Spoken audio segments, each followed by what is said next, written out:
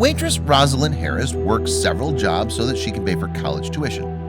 One busy weekend, a group of men from Texas strolled into the restaurant she worked at, and they stuck out like sore thumbs. Harris was nervous about serving them at first, but once they left, she noticed there was a note on the check. After reading it, she couldn't believe what her brain just processed. It would have been tough for anyone to believe the writing.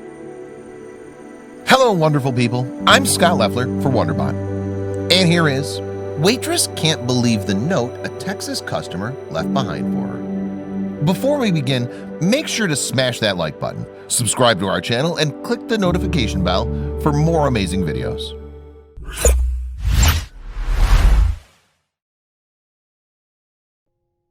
Rosalynd Harris is more than your average waitress, and that's for sure.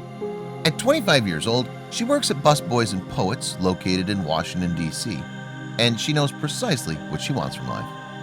Working at that restaurant is no coincidence, as it promotes social justice like Rosalynd does. She stands up for what she believes in no matter what.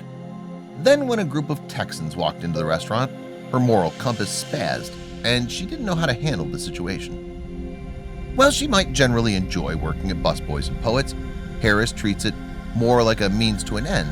It's not where she wants to end her career.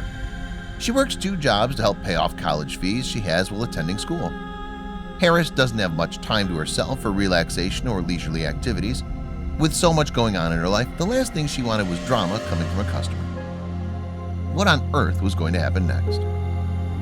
The last thing Harris wanted was a customer confrontation, but the moment was approaching when she had no say in the matter. As previously mentioned, Busboys and Poets was a social justice-friendly location that had role models of color plastered across the walls. You can imagine how Harris felt when a group of men with red caps walked into the building. It wasn't just the place that serves as a crucial element in the story, but the time it happened matters too. The unusual situation took place during the presidential inauguration. Not only that, but it was also when the Women's March took place as well. A lot was going on, and Harris was one of 500,000 women that showed up to that march. After the festivities finished, some folks stayed around the city for the week that followed. Jason White and his friends were some of those people that decided to stick around after coming from Texas. During that fateful day at lunchtime, Jason and his pals strolled into the restaurant, and the energy shifted. Immediately, the place became silent. Harris and everyone else in the building stared in disbelief. Stereotyping people usually isn't something Harris does, but 2 things were certain regarding these new customers. For one, they were from out of town. Secondly, they only came to the country's capital to celebrate the inauguration of the new president. It's never polite to judge a book by the cover, but sometimes your assumptions can be correct, as Harris's were. Jason White and his buddies came from Texas to celebrate the new leader of the free world, happy at the outcome of the election. White is very patriotic, and he's someone who puts his country first. Looking through that lens, it makes sense that he casually walked around sporting his red cap. Still, there was more than meets the eye about White that Harris didn't know. There was more to Jason White than you would guess from a first impression. The 37-year-old is a dentist who's big on family and has a unit of close friends in his circle. Once he arrived in D.C. with his buddies, they visited several locations, including Arlington Cemetery and the Tomb of the Unknown Soldier. While there is more to White than the red hat he had on, he was merely wearing it in the wrong place. Unsurprisingly, the first thing that caught everyone's attention were the red hats White and his friends wore. Harris didn't mention anything to White, but she quietly suggested that he and his pals remove the lids while in the eatery. "We started getting looks," White said. "I told my friend, you need to take your hat off. I don't want people to think we're coming in here to flaunt. We're just coming in here to have lunch." Determined not to let anything ruin her mood, Harris proceeded to White's table and gave them all a welcoming smile. They reciprocated the gesture, and things looked to be going great as they started cracking jokes. She started laughing when we said we were from West Texas, and she said, "I can tell you're from the South," White said. I said, "What's your favorite thing on the menu?" She said the avocado panini is delicious, and I love avocado, so I got that. It was a relief for both of us. After the 2 broke the ice, White stared curiously around and asked about the restaurant's history. Harris told them that they named it after the poet Langston Hughes, a prominent figure in African-American literature. According to Harris, the group informed her that they'd never been to a place like it before. Once she completed taking their orders, Harris let them enjoy their food, and that was the end of that. Nothing crazy happened.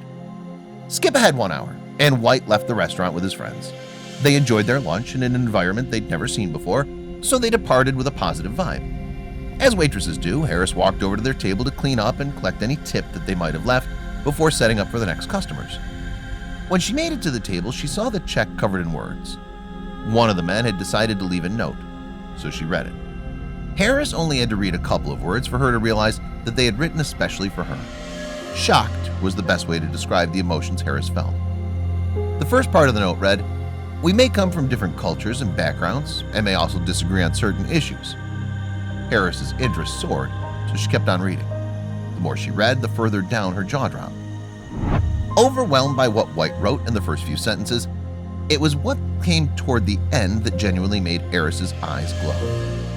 Remember, she didn't expect anything of this magnitude coming from someone wearing a red hat.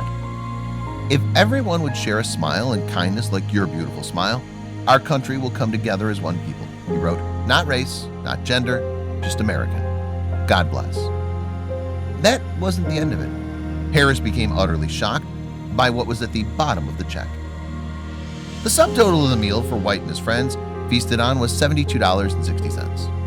But Harris couldn't believe that he left her a 625% tip, which came to about $650. A standard 20% tip is something to be happy about, so this was mind-blowing. Harris had never seen anything of this magnitude in her life. White gave her the $450 as a nod to the person he came there to celebrate, the recent leader elected. White remembered looking at the influential figures that were on the walls of the restaurant.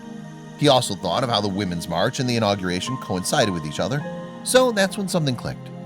He figured that those were examples of people expressing their values they had. Like a light bulb appearing over his head, he began to understand how much he had in common with others, including Harris. That's what had inspired his generous tip, which left Harris speechless. As if the note wasn't enough, once you add in the enormous tip, Harris couldn't help but become emotional. There was no doubt that type of tip would help her a ton in her current stage in life. Working 2 jobs she could pay for college meant that the extra $450 would be able to do some damage control. The note was extremely touching and unexpected, she told Today. Of course, the biggest part was definitely the amount of tip that he left. The kind gesture helped provide Harris with a broader perspective, especially when it came to people who had differing views from hers. She thought that folks like White and his friends, with their red hats, were only interested in taking care of themselves.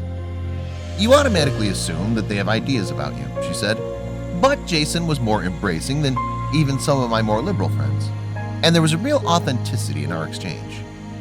Harris's views weren't the only ones that changed. The whole event was enough to bring White to tears. He became reflective and thought about what had happened. His thoughts moved, made him more emotional than he would have imagined. "As I sat there, I thought about the entire weekend, and I thought, I don't know her, she doesn't know me, but if most Americans have a preconceived perception about people, then we're never going to get better," he said. It was at that moment the dentist got a phone call he wouldn't forget. Who could possibly be calling? It didn't take long for the story to catch the attention of millions and put both White and Harris in the limelight. During an interview Harris participated in one day, she decided to give Harris a surprise FaceTime call. It was the first time they had an interaction since the day they met at the restaurant. They finally had a chance to brief each other on how their lives were doing. During the conversation, they both admitted that there was something about the story that people might have misunderstood. Everything in life isn't black and white. If it were, there would be fewer misunderstandings between people. Both Harris and White saw that others were taking the story a different way, one that they didn't agree was true. "I hope that people don't just see this as white guy helping this black girl," the waitress said. "This gracious gesture came from a place of compassion and love." Jason agreed, saying the following, "It's not about her and me. I just want people to take the example and stop and think a little bit before they judge people, on all sides."